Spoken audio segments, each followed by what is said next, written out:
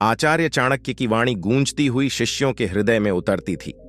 किसी को कभी अपने मन का भेद नहीं देना चाहिए।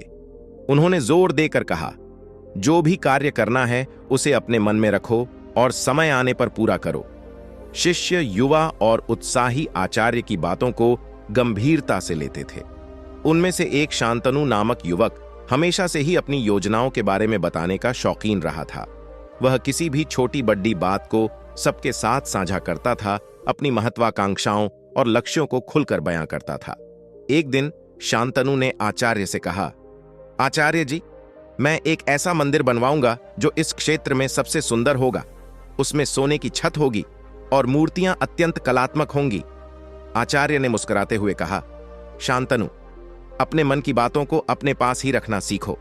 कार्य करने पर ध्यान दो, कहने पर नहीं। पर शांतनु ने आचार्य की बातों को अनसुना कर दिया। उसने अपने मंदिर निर्माण की योजना सबको बता दी। गांव वाले भी उत्साहित हो गए, शांतनु की बातों में खो गए।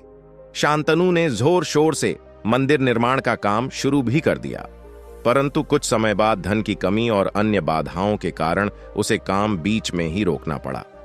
गांव वाले जो पहले उसकी प्रशंसा कर रहे थे, अब उसके मजाक उड़ाने लगे।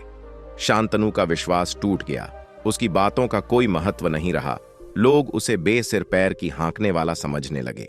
दूसरी ओर एक अन्य शिष्य, शांत और गंभीर स्वभाव का सार्थक, आचार्य की बातों को मन में धारण करता था। उसने अपने मन में एक विशाल पुस्तकालय बनाने का संकल्प लिया। उसने चुपचाप मेहनत की, धन इकट्ठा किया और धीरे धीरे पुस्तकालय का निर्माण शुरू किया। जब पुस्तकालय बनकर तैयार हुआ तो सब आश्चर्यचकित रह गए। सार्थक ने कभी किसी से अपनी योजना नहीं बताई थी। उसका काम ही उसकी बात बन गया था।